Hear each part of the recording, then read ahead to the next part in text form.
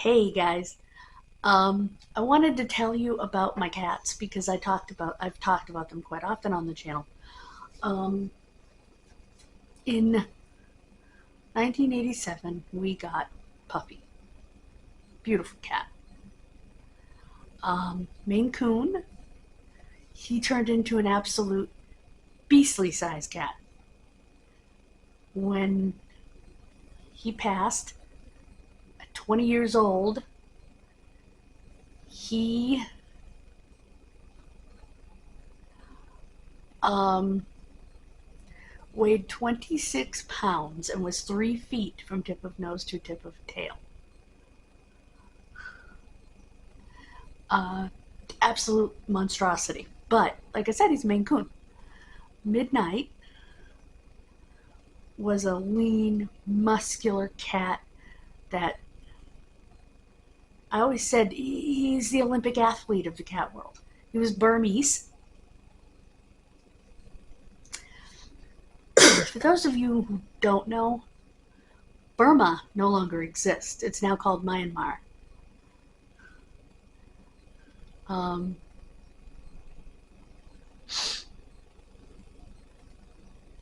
there was a political takeover and its name got changed.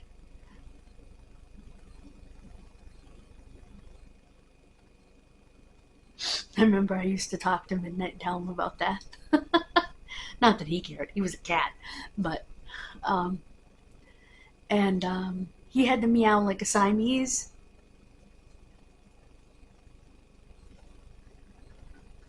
which is if you're a dog person, for example, and you've never really experienced a cat, a Siamese cat has the loudest meow in the cat world. And a Burmese sounds just like it. Um,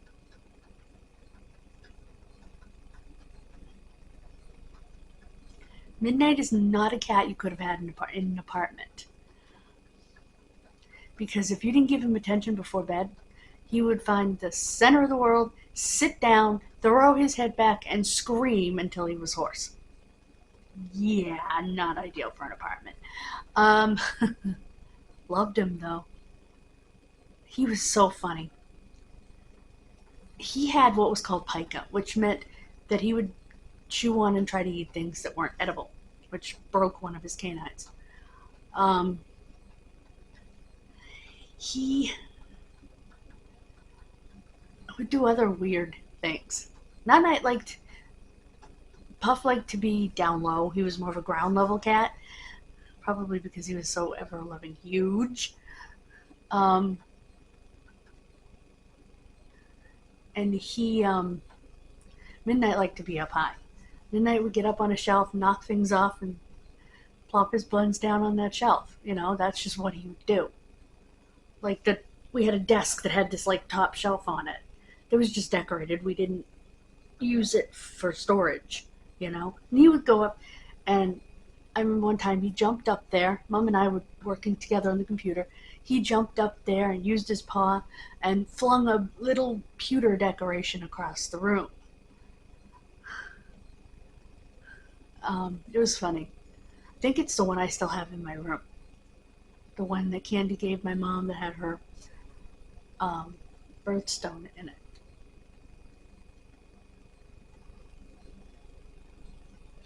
And I still keep it right in front of my TV in the same place that my mother kept it. Um, because that meant the world to her. It came from her other daughter. Anyway, um, and Midnight would do silly things like go up to a surge suppressor, and if there was an empty hole, not not every hole had a plug in it. He would put his claw into the plug, zap himself, which would send him flying backwards, and the stupid cat would do it again. He did it like 3 or 4 times in a row one day. My mother and I were laughing, but at the same time we were yelling at him, because you can't do that.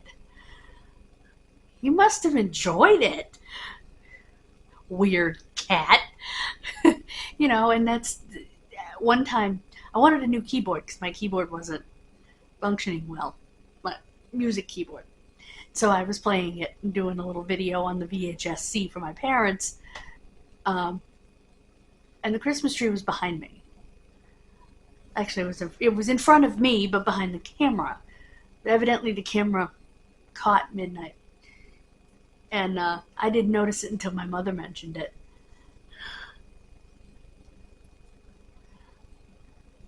He got up.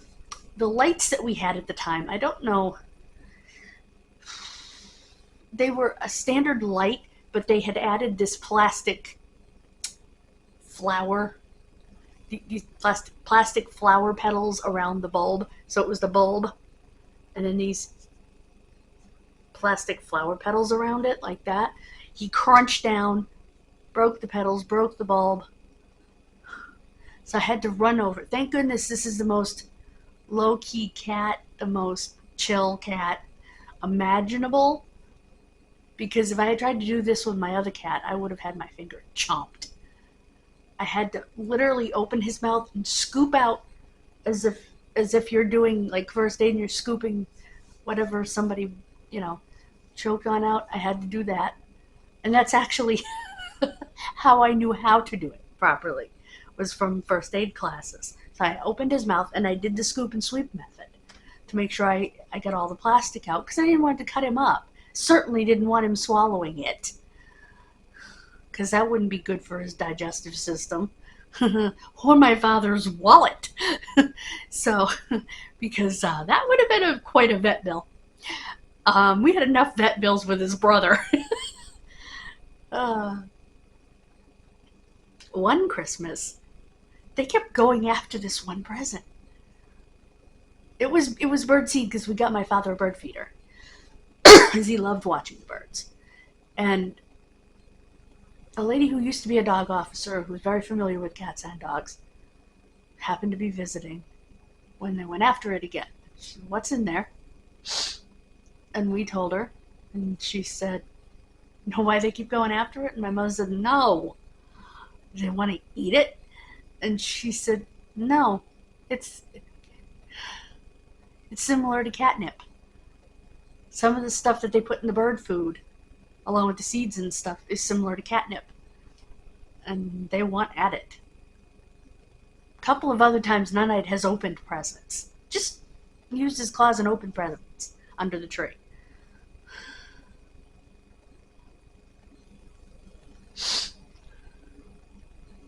We learned that we couldn't decorate the bottom third of the tree.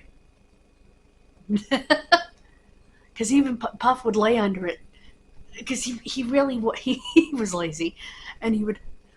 Midnight, on the other hand, you would see him streaking around the house with a ball, They used to have these little cat balls. They were like a... How do I explain it? They were hollow. They had a bell in them. But they had a bunch of openings, like a web. And, no, actually one side didn't have openings, and the top had the openings. Like, just plastic lines with openings. And a ball in it. And you would hear Midnight all hours of the day and night, running around with that ball.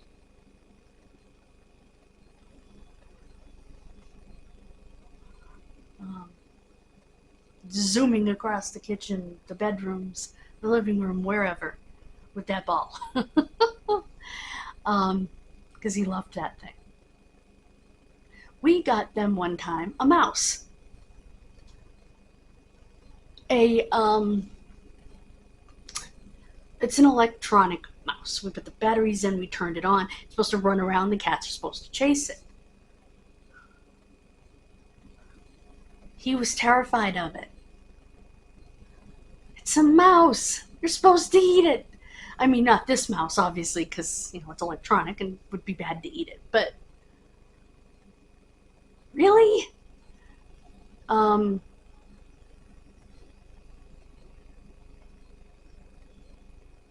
Oh, another time, Puffy was definitely my cat. He would follow me around like a puppy I would sit, I had a child-sized recliner that I couldn't recline in, but it was my chair. I was too tall to recline in it. I can't believe I used those two words in a sentence describing me, but because it was child-sized, I couldn't recline in it. But hey, it was a miniature version of my dad's, so. And it was a place for me to sit in the living room, and I could pull a table over, have dinner with my family, and whatever else. Anyway, funny.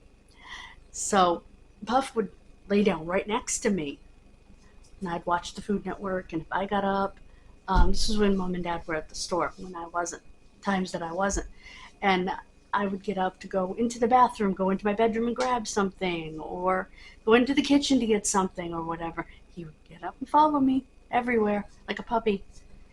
And they say Maine Coons are like dogs. They say if you're a dog person, but you want a cat, get a Maine Coon, because they're a dog.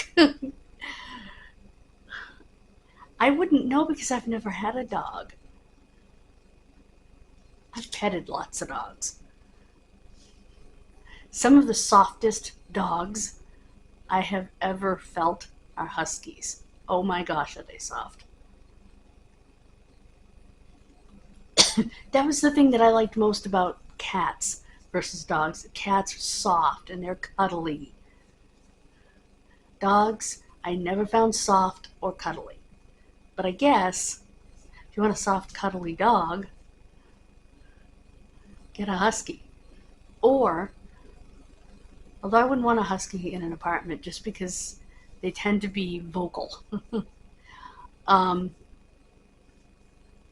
Or if you feel like paying a whole lot of grooming bills, an Old English sheepdog. Which I fell in love with an Old English sheepdog named Daisy when I was little. That dog would literally let me climb on her back and ride her. She would run me up and down the hall. It was so funny. She loved playing with me. I bet she wasn't my dog. The person that I just told you about, the dog officer, was her dog. And she had a Basenji besides. I can't remember his name. Basenjis don't have a bark. They can make sound, but they don't have a bark. They make very little sound. And an Old English sheepdog doesn't really bother to bark. They can, and it's a very deep bark. Like, well, no, St. Bernard's bark is not as deep. If you hear an Old English sheepdog bark, and you can find it on YouTube, it's a deeper, it's almost a scary bark. Anyway, back to my cats. My cats both lived to be about 20 years old. One Christmas, this shows you how much this cat was mine, I got slippers. My father thought they were Tigger. Oh, they were the most comfortable slippers on the planet. I wore them out. I wore them so much, I wore them out. But they had a little bandana, and I looked at it. And then you could see the tag on Dad. Because he told me they were Tigger when I took them out. Dad, what? They're Tony the Tiger. He said, I thought they were Tigger. I said, it's okay, Dad. I like them. My cat didn't. He growled at it, swiped at it. We were laughing so hard. It was like he was jealous of this cat being anywhere near his person. Yeah, so that was pretty funny.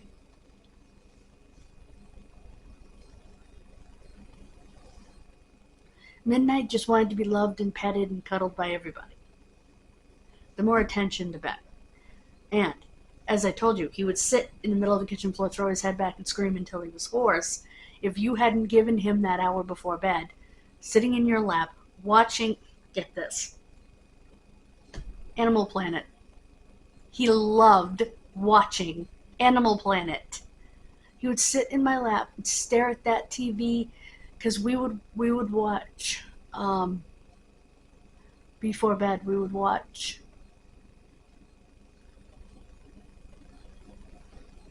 what's it called? The animal rescue shows. The ASPCA out of Texas and the one out of England and stuff. That's what we would watch before bed.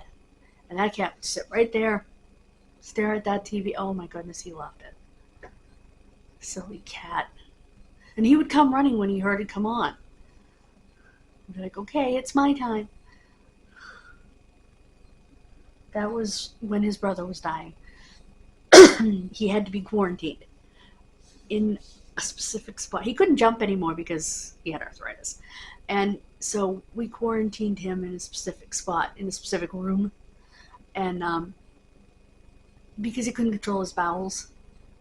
But we would feed him, we would give him treats, he had a wound on his paw that we would clean, and it did heal.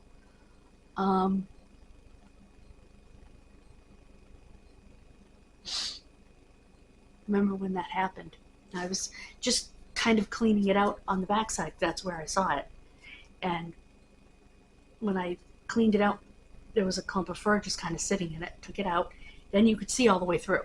All the way through, like a stigmata. And I flipped the hell out. My mother's on the phone with my aunt in Maine. She's like, Barbara, I gotta let you go.